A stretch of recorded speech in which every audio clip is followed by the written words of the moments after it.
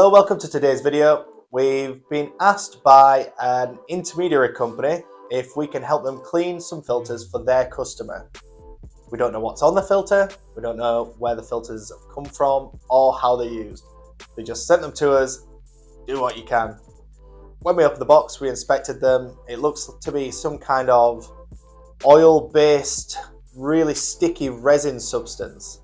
We weren't too sure how to go about it, what chemical we could use. All we knew is that the filters were made of stainless steel, which does give us free rein on whatever kind of chemistry we want to use.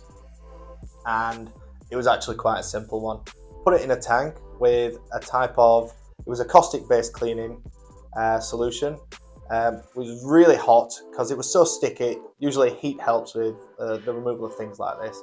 So we put it in a tank, left it in there for about 30 minutes. We did do some brushing and scrubbing.